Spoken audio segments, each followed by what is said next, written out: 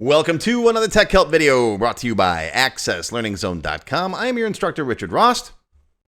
Today we're going to talk about wrapper functions. No, not that kind of wrapper, although that's a pretty cool picture. We'll talk about that later.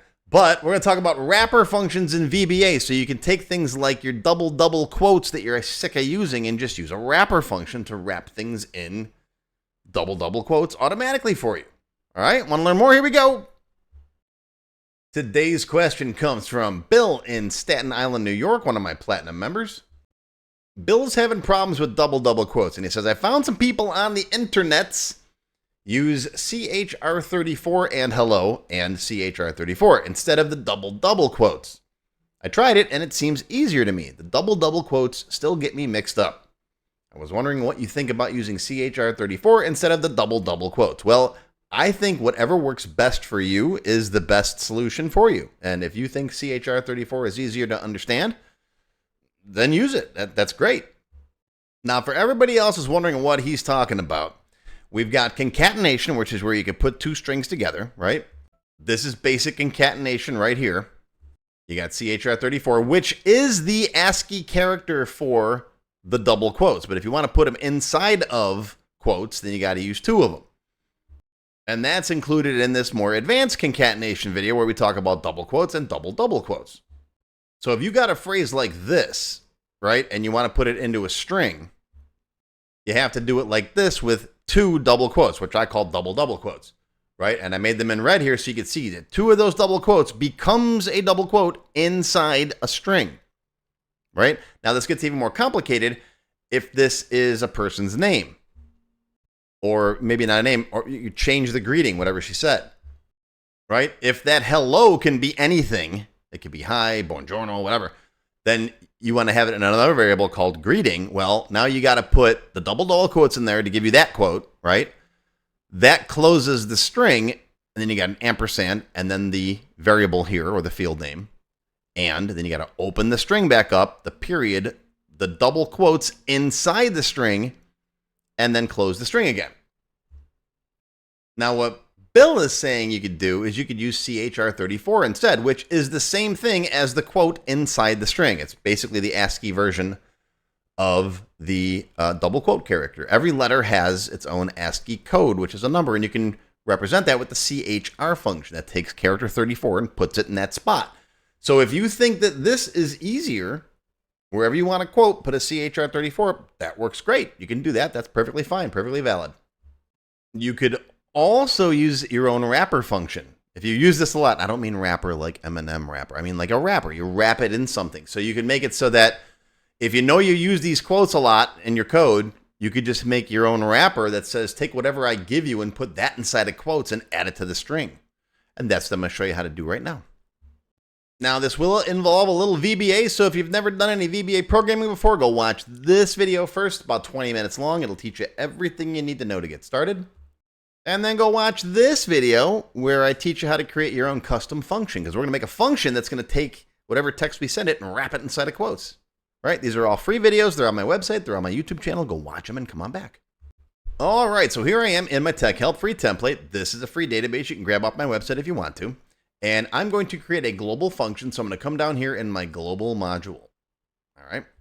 This is where I'm going to put all the stuff that I want my whole database to be able to use. I got a couple things in here like a sleep timer and a status function. I got separate videos on those. If you want, go search my website for them. You'll find them.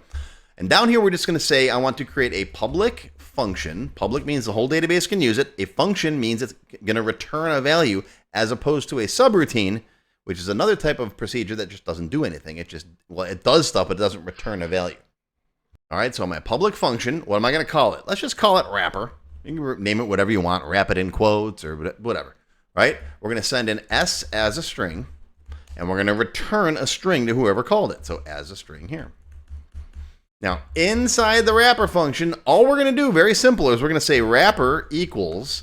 Now, we're going to wrap it inside a double quote. So you can put it like this if you want, right? That's a double quote inside a string, or you could put the CHR34 there if you prefer, whatever you want. I like the double quotes myself.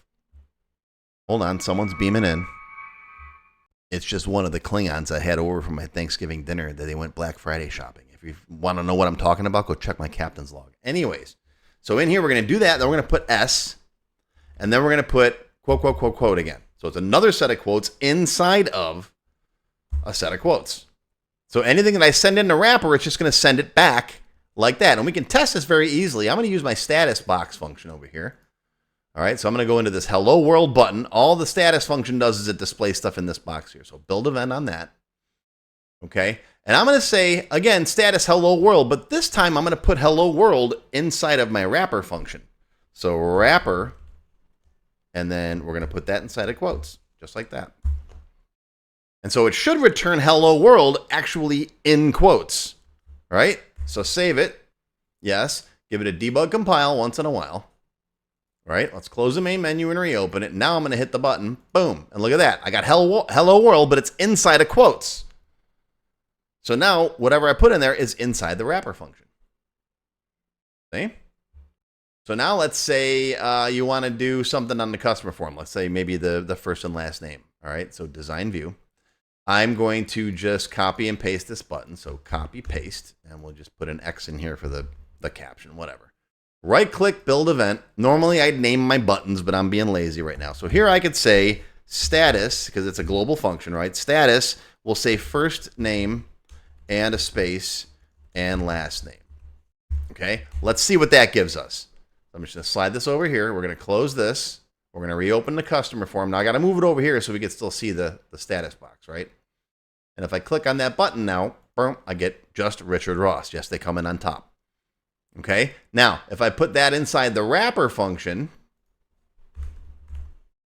like this, okay, now if I click the button, oh, over here, if I click the button now, look at that, Richard Ross is inside of quotes, right? So now you could say stuff like, you can come in here and say, you know, she said, and then you want to wrap the whole thing in here. So you'd put the thing in here, you'd say, well, I'm in the wrong place with my she said. So we're going to move the she said outside here.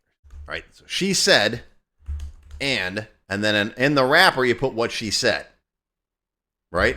So you'd put in here maybe hello, comma, and first name, last name, and a period like that. Right. So now it's going to be she said, and then inside of quotes, because of the wrapper, hello, Richard Ross. Right. Save it. And then you hit the button, boom, and there you go. See, the wrapper function takes care of that part. It puts what you send to it inside of quotes. So see, now it makes it easier because you don't got to worry about putting double quotes inside the strings. You just put it inside a wrapper, and whatever you say, you know, whatever goes inside the wrapper function gets quotes around it. And that's handled by this guy. And that's that simple. It's little things like that that make your coding a whole lot more pleasurable. Just be careful with null values. You might need to then switch this to a variant and check to see if it's null, but that's a whole different video. I got a whole video on variants if you're curious about that. And so there you go. There's your basic wrapper functions. If you got any questions, comments, whatever, thoughts, concerns, post them down below in the comments section. So that's going to pretty much do it for your tech help video for today. And I just want to take a second to acknowledge the cool picture that Gemini made for me. I said up front when I made this video, I'm like, I'm gonna do an image that's like a play on the word rapper. You know, instead of rapper with a W, I want rapper with an R. So I told Gemini, I said, make me a picture. I gave it a brief outline of what the video is about. I said, make me a picture with me as a rapper on stage. I want an Access logo on my hat, you know, and make it nerdy. And it added the keyboard tie, which I love because I'm a keyboard player. It must have gleaned that from previous conversations. It's got the floppy disk and a circuit board there. It's got the pocket protector, and it put a wrapper function in that looks like C or something, C++ in the background, but okay, close enough. That's so awesome. I asked ChatGPT for one first, and it gave me that, which isn't bad. That's okay, and you know, and it's kind of close to my face, but not really. But Gemini's was just so much better. So right now, Gemini is winning on the AI image generation front. So, but that's just cool. All right. Anyways, so as I was saying, there's your tech help video for today. Hope you learned something. Live long and prosper, my friends. I'll see you next time. If you enjoyed this video, hit that thumbs up button right now and give me a like. Also, be sure to subscribe to my channel, which is completely free. And make sure you click that bell icon and select all to receive notifications whenever I post a new video. Do you need help with your Microsoft Access project? Whether you need a tutor, a consultant, or a developer to build something for you, check out my Access Developer Network. It's a directory I put together personally of Access experts who can help with your project. Visit my website to learn more. Any links or other resources that I mentioned in the video can be found in the description text below the video. Just click on that Show More link right there. YouTube's pretty good about hiding that, but it's there. Just look for it. Now, if you have not yet tried my free Access Level 1 course, check it out now. It covers all the basics of Microsoft Access, including building forms, queries, reports, tables, all that stuff. It's over 4 hours long. You can find it on my website or my YouTube channel. I'll include a link below you can click on. And did I mention it's completely free? And if you like Level 1, Level 2 is just $1. That's it. And it's free for members of my YouTube channel at any level. Speaking of memberships, if you're interested in joining my channel, you get all kinds of awesome perks. Silver members get access to all of my extended cut tech help videos, and there's hundreds of them by now. They also get one free beginner class each month, and yes, those are for my full courses. Gold members get the previous perks plus access to download all of the sample databases that I build in my tech help videos. Plus you get access to my code vault where I keep tons of different functions and all kinds of source code that I use. And gold members get one free expert class every month after completing the beginner series. Platinum members get all of the previous perks, plus they get all of my beginner courses, all of them from every subject, and you get one free advanced or developer class every month after finishing the expert series. And you can become a diamond sponsor and have your name listed on the sponsor page on my website. So that's it.